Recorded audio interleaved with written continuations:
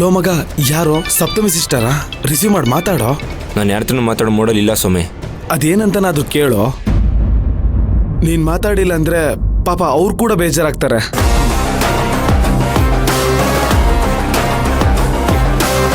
ಹೇಳಿ ರೀ, ಬೆಳಗ್ಗೆಯಿಂದ ನೀವೇನೂ ತಿಂದಿಲ್ಲ, ಅದಕ್ಕೆ ಬಿಸಿ ಬಿಸಿಯಾಗಿ ಅಡುಗೆ ಮಾಡಿ ಬಾಕ್ಸ್ಗೆ ಹಾಕಿಟ್ಟಿದ್ದೀನಿ, ತಗೊಂಡ್ ಬರ್ಲಾ?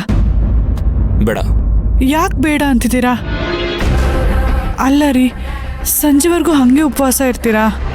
ಹೌದು, ಉಪವಾಸನೇ ಇರ್ತೀನಿ. ಇಲ್ಲೆಷ್ಟು ಪ್ರಾಬ್ಲಮ್ ಇದೆ ಗೊತ್ತಾ ನಿಮಗೆ?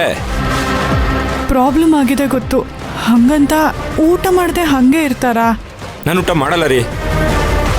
ಇಲ್ಲ, ಒಂದು ಕೆಲಸ ಮಾಡಿ, ಒಂದು ಇಷ್ಟು ವಿಷ ತಂದು ಕೊಟ್ಬಿಡಿ, ಕುಡಿದು ಒಂದೇಟಿಗೆ ಪ್ರಾಣ ಬಿಟ್ಬಿಡ್ತೀನಿ. ಯಾಕ್ರಿ ಈ ಥರ ಎಲ್ಲ ಮಾತಾಡ್ತಿದ್ದೀರಾ? ಇನ್ಯಾವ ಥರ ಮಾತಾಡ್ಲಿ ಹೇಳಿ? ನನ್ನ ಪರಿಸ್ಥಿತಿ ನನ್ನೊಬ್ನಿಗೆ ಮಾತ್ರ ಗೊತ್ತು. ಆಚೆಯಿಂದ ಬರೀ ಉಪದೇಶ ಕೊಡೋರೇ ಆಗೋದ್ರು. ದಯವಿಟ್ಟು ಫೋನ್ ಇಡಿ.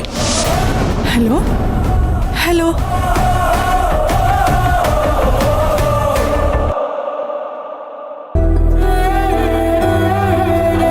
ಪಾಪ ಸಪ್ತಮಿ ಸಿಸ್ಟರ್ ಜೊತೆ ಯಾಕೋ ಇಷ್ಟು ಬೇಜಾರಾಗೋ ಥರ ನಡ್ಕೊಂತೀಯ? ಯಾಕಂದ್ರೆ ನಾನು ಬೇಜಾರಲ್ಲಿದ್ದೀನಿ ನೋಡೋ, ಅದಕ್ಕೆ. ನನ್ನ ಕಷ್ಟ ದೇವ್ರಿಗೆ ಮಾತ್ರ ಅರ್ಥ ಆಗುತ್ತೆ ಅನ್ಸುತ್ತೆ.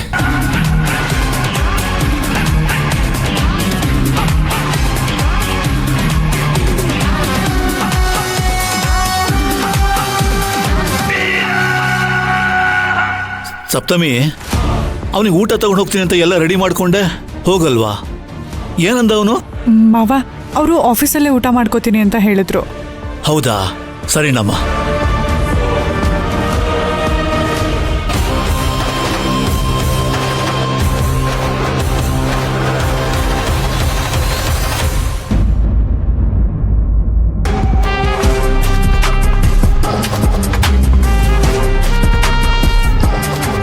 ಅಮ್ಮ, ನೀನು ಎಷ್ಟೊತ್ತಾದ್ರೂ ಶ್ರೀಮಂತ್ ಬರಲ್ಲ ಅನ್ಸುತ್ತೆ.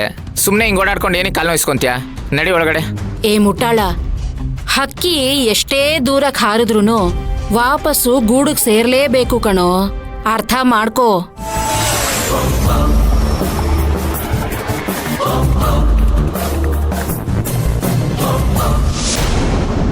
ಏ ಏ ಶ್ರೀಮಂತ್ ಬಂದ, ನಾನು ಹೇಳಿದ್ದೆಲ್ಲ ನೆನಪಿದೆ ತಾನೆ? ಸರಿಯಾಗಿ ನಾಟಕ ಮಾಡು. ಬಾಬಾ ಬಾಬಾ, ಶುರು ಹಚ್ಕೋ. ಅಮ್ಮ, ಊಟ ಮಾಡ್ದಿರ ಯಾಕಮ್ಮ ಹಿಂಗೆ ಬಂದು ನಿಂತಿದ್ಯಾ? ಅಯ್ಯೋ, ಮನೆ ಮಗನ್ ಮನ್ಸೇ ಹಾಳಾಗಿದ್ಮೇಲೆ ನಾನು ಊಟ ಮಾಡಿದ್ರೆಷ್ಟು ಬಿಟ್ರೆಷ್ಟೋ ಮಿಥುನ್. ಈಗ ಏನಾಯ್ತು ಅಂತ ಹಿಂಗೆ ಮಾತಾಡ್ತಿದ್ಯಮ್ಮ? ಇನ್ನೇನಾಗ್ಬೇಕೋ, ನಾವು ಬದಲಾಗಿರೋದಕ್ಕೋ ಏನೋ, ನಮ್ ಶ್ರೀಮಂತ್ಗೆ ಆಗ್ತಿರೋ ಅನ್ಯಾಯ ನೋಡ್ತಿದ್ರೆ ತುಂಬಾ ಕಷ್ಟ ಆಗ್ತಿದೆ. ಶ್ರೀಮಂತ್ ವಿಷಯನಾ? ಹೌದು ಕಣೋ ಮಿಥುನ್, ಆ ಸಪ್ತಮಿ ಮತ್ತು ಅವ್ರ ಅಪ್ಪ ಸೇರ್ಕೊಂಡು ನಮ್ ಶ್ರೀಮಂತನ್ನ ಯಾಮಾರಿಸ್ತಿದ್ದಾರೆ. ಪಾಪ ನಮ್ ಶ್ರೀಮಂತು ಈ ಮನೆಗೋಸ್ಕರ, ಮನೆಯವ್ರಿಗೋಸ್ಕರ ಹಗಲು ರಾತ್ರಿ ಕಷ್ಟಪಡ್ತಾ ಇದ್ದಾನೆ. ಇದನ್ನ ಅರ್ಥನೇ ಮಾಡ್ಕೊಳ್ದೆ ಅವನ್ ಒಳ್ಳೆತನನ ಸಪ್ತಮಿ ಮನೆಯವರು ದುರುಪಯೋಗ ಮಾಡ್ಕೋತಾ ಇದ್ದಾರೆ. ಏನಮ್ಮ ಹೇಳ್ತಿದ್ಯಾ? ಎಲ್ರಿಗೂ ಗೊತ್ತಿರೋ ವಿಷಯನೇ ಹೇಳ್ತಾ ಇದ್ದೀನಿ ಕಣೋ. ಆ ವೆಂಕಟಪ್ಪನ್ ಮರ್ಯಾದೆ ಹೋಗ್ಬಾರ್ದು ಅಂತ ನಮ್ ಶ್ರೀಮಂತು ಫೈನಾನ್ಸರ್ ಹತ್ರ 10 ಲಕ್ಷ ಸಾಲ ಮಾಡಿ ಅವ್ರ ಮಾವನ್ ಮಾನ ಕಾಪಾಡ್ದ. ಆ ನಿಯತ್ತಾದ್ರೂ ಅವ್ರಿಗೆ ಬೇಡ್ವೇನೋ? ಅಮ್ಮ, ಫೈನಾನ್ಷಿಯಲ್ ಶ್ರೀಮಂತ್ ಆಫೀಸ್ಗೆ ಹೋಗಿ ಜಗಳ ಮಾಡೋದಕ್ಕೂ ಸಪ್ತಮಿ ಮನೆಯವ್ರಿಗೆ ನಿಯತ್ತಿಲ್ದೇ ಇರೋದಕ್ಕೆ ಏನು ಸಂಬಂಧ? ಏನೋ ಹಿಂಗ್ ಕೇಳ್ತಿದ್ಯಾ? ಶ್ರೀಮಂತ ಅವ್ರ ಮಾವನ್ ಮಾನ ಕಾಪಾಡಿದಾನೆ ಅಂದ್ಮೇಲೆ ಈಗ ಶ್ರೀಮಂತನ್ ಮಾನ ಕಾಪಾಡೋದು ವೆಂಕಟಪ್ಪನ್ ಧರ್ಮ ಅಲ್ವೇನೋ? ಧರ್ಮ ಏನೋ ಸರಿ, ಆದರೆ ಕೊಡೋದಕ್ಕೆ ಅವ್ರ ಹತ್ರ ದುಡ್ಡಿರ್ಬೇಕಲ್ವಾ? 10 ಲಕ್ಷ ಅಂದ್ರೆ ಏನು ಸುಮ್ಮನೆನಾ? ಎಲ್ಲಿಂದ ತರ್ತಾರೆ? ಕೋಟಿ ಬೆಲೆ ಇರೋ ಜಾಗ ಇಟ್ಕೊಂಡು 10 ಲಕ್ಷ ಹೊಂದ್ಸೋದಿಕ್ ಕಷ್ಟನೇನೋ? ಹೇಗಿದ್ರು ಅವ್ರ ಹತ್ರ ಜಮೀನಿದೆ, ಅದನ್ ಮಾರೋದ್ ಬೇಡ, ಅಳಿಯನ್ಗೋಸ್ಕರ ಅಡ ಇಡ್ಬೋದಲ್ವಾ? ಅಷ್ಟಕ್ಕೂ ಈ ಸಾಲನ ಶ್ರೀಮಂತು ಅವನಿಗೋಸ್ಕರ ಏನ್ ಮಾಡಿಲ್ವಲ್ಲ? ಹಂಗ್ ನ್ಯಾಯವಾಗಿ ನೋಡಿದ್ರೆ ಆ ಫೈನಾನ್ಸರ್ಗೆ ದುಡ್ಡು ಕೊಡ್ಬೇಕಾಗಿರೋದು ಆ ಸಪ್ತಮಿ ಮನೆಯವರು, ನಮ್ ಶ್ರೀಮಂತ ಅಲ್ಲ. ಕೈಯಲ್ಲಿ ಬೆಣ್ಣೆ ಇಟ್ಕೊಂಡು ನಮ್ ಶ್ರೀಮಂತನ್ನ ಬೀದಿ ಬೀದಿ ಅಲಿಯೋ ತರ ಮಾಡಿದಾರಲ್ಲ, ಅವರೆಲ್ಲ ಮನುಷ್ಯರೇನೋ? ನೀನ್ ಹೇಳೋದೇನೋ ಸರಿನಮ್ಮ, ಆದ್ರೆ ಆ ಸತ್ಯಭಾಮ ಅವರು ಪತ್ರನ ಅಡ ಇಡೋದಕ್ಕೆ ಬಿಡ್ತಿಲ್ವಂತೆ. ಏ ಎಲ್ಲ ಬರೀ ನಾಟಕ ಕಣೋ. ಈಗ ಕೊಡೋದಕ್ ಮನ್ಸಿದೆ, ಆದ್ರೆ ಕೊಡೋದಕ್ ಕೈ ಬಿಡ್ತಿಲ್ಲ ಅಂತ ಯಾರಾದ್ರೂ ಹೇಳಿದ್ರೆ ನಂಬೋ ಮಾತೇನೋ? ಆ ಸತ್ಯಭಾಮ ಪತ್ರ ಕೊಡಲ್ಲ ಅಂದಿದ್ದು, ಇಲ್ಲಿ ವೆಂಕಟಪ್ಪ ವಿಷ ಕುಡ್ದಿದ್ದು ಎಲ್ಲ ಬರೀ ನಾಟಕ. ಹೌದೇನಮ್ಮ? ಹ್ಞೂ ಕಣೋ, ಇದನ್ನೇ ಆ ಶ್ರೀಮಂತ ನಂಬ್ಕೊಂಡು ಪಾಪ ಯಾಮಾರ್ತಿದ್ದಾನೆ. ಮಗಳ ಜೀವನ ಹಾಳಾಗ್ತಿದೆ ಅಂತ ನೋಡ್ಕೊಂಡು ಆದ್ರೂ ಹೆಂಡತಿ ಹಠ ಮಾಡ್ತಾ ಇದ್ದಾಳೆ ಅಂದ್ರೆ ಯಾವುದೇ ಗಂಡಸರಾದ್ರೂ ಹೆಂಡತಿಗ್ 4 ಬಿಟ್ಟು ಆ ಪತ್ರ ಕಿತ್ಕೊಳ್ತಾರೆ. ಇಲ್ಲ ತಾನೇ ವಿಷ ಕುಡ್ದು ಸಾಯೋ ತರ ನಾಟಕ ಆಡ್ತಾರ? ನೀನೇ ಸ್ವಲ್ಪ ಯೋಚನೆ ಮಾಡು.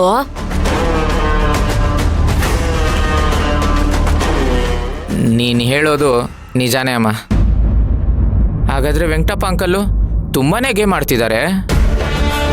ಗೇಮ್ ಅಲ್ದೆ ಇನ್ನೇನು, ಎಲ್ರೂ ಹೋಲ್ಸೇಲಾಗಿ ಸೇರ್ಕೊಂಡೇ ನಾಟಕ ಮಾಡ್ತಾ ಇದ್ದಾರೆ. ನಮಗ್ ಗೊತ್ತಾಗ್ತಿದೆ, ಆದ್ರೆ ಶ್ರೀಮಂತ್ ಗೊತ್ತಾಗ್ಬೇಕಲ್ಲ. ಪಾಪ ನಮ್ ಶ್ರೀಮಂತು ಬೆಳ್ಳಗಿರೋದೆಲ್ಲ ಹಾಲು ಅಂತ ನಂಬ್ಕೊಳ್ತಾನ್ ಕಣೋ. ಅವರೆಲ್ಲ ಆಡ್ತಿರೋ ನಾಟಕ ನೋಡಿ ಯಾಮಾರ್ತಾ ಇದ್ದಾನೆ. ಆ ಸಪ್ತಮಿ ಮನೆಯವ್ರ ಮನ್ಸ್ ಮಾಡಿದ್ರೆ ಅರ್ಧ ಗಂಟೆನಲ್ಲಿ ನಮ್ ಶ್ರೀಮಂತನ ಸಮಸ್ಯೆನ ಬಗೆಹರಿಸಬಹುದು. ಆದ್ರೆ ಅವ್ರಿಗೆಲ್ಲ ಅಂತ ಮನಸ್ಸೇ ಇಲ್ವಲ್ಲ. ಅಯ್ಯ ಅಳಿಯ ತಾನೆ ಹೆಂಗಾರ ಹಾಳಾಗ್ ಹೋಗ್ಲಿ ಅನ್ನೋ ಅಸಡ್ಡೆ. ಆದ್ರೆ ಪಾಪ ಇದನ್ನೆಲ್ಲ ಶ್ರೀಮಂತ್ಗೆ ಹೇಗಮ್ಮ ಅರ್ಥ ಮಾಡಿಸೋದು? ಮೊದ್ಲೇ ನಮ್ಮನ್ ಕಂಡ್ರೆ ಅಷ್ಟಕ್ಕಷ್ಟೇ. ಇಲ್ಲ ಕಣೋ ಮಿಥುನ, ಹೇಗಾದ್ರೂ ಮಾಡಿ ಈ ವಿಷಯನ ಅರ್ಥ ಮಾಡಿಸ್ಲೇಬೇಕು. ಈಗಾಗ್ಲೇ ನಾಗರಾಜಣ್ಣಂಗೆ ಯೋಗಿ ಮೋಸ ಮಾಡುವಾಗ ನಾನೇನು ಮಾತಾಡ್ದಲೆ ತುಂಬಾ ದೊಡ್ಡ ತಪ್ಪು ಮಾಡ್ಬಿಟ್ಟಿದೀನಿ. ಈಗ್ಲೂ ಸುಮ್ನಿದ್ರೆ ಅದು ಅನ್ಯಾಯ ಅಲ್ವೇನೋ?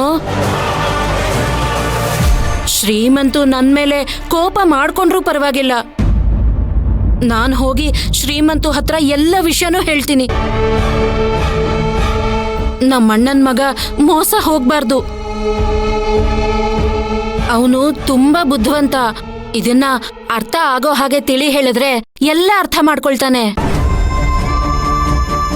ನನ್ನ ನಂಬ್ಲಿಲ್ಲ ಅಂದ್ರೂ ಪರವಾಗಿಲ್ಲ ಕಣೋ, ಆದ್ರೆ ನಾನ್ ಹೇಳೋ ಸತ್ಯನ ಅವನು ಅರ್ಥ ಮಾಡ್ಕೊಂಡ್ರೆ ಅಷ್ಟೇ ಸಾಕು. ಅಳ್ಬೇಡಮ್ಮ, ನಿನ್ಗಿರೋ ಒಳ್ಳೆ ಮನ್ಸು ಒಂದಲ್ಲ ಒಂದಿನ ಶ್ರೀಮಂತ್ ಅರ್ಥ ಆಗೇ ಆಗುತ್ತೆ. ಅಲ್ಲಿವರೆಗೂ ನಾನು ನಿನ್ನ ಜೊತೆಯಲ್ಲಿ ಇರ್ತೀನಿ, ಸರಿನಾ? ಇದೇ ಯೋಚನೆಯಲ್ಲಿ ಉಪವಾಸ ಇದ್ದು ಆರೋಗ್ಯ ಹಾಳು ಮಾಡ್ಕೊಂಬೇಡ. ನಡಿಯಮ್ಮ, ಹಾಲಾದ್ರೂ ಕುಡ್ದು ಮಲ್ಗಿವಂತೆ. ನನ್ ಮನ್ಸಿಗೆ ಆಗ್ತಿರೋ ನೋವಿಗೆ ನೀರು ಕುಡಿಯೋದಕ್ಕೂ ಮನ್ಸಿಲ್ಲ ಕಣೋ. ಹೇಗೋ ನಮ್ ಶ್ರೀಮಂತಿಗೆ ಎಲ್ಲ ಒಳ್ಳೇದಾದ್ರೆ ಅಷ್ಟೇ ಸಾಕು.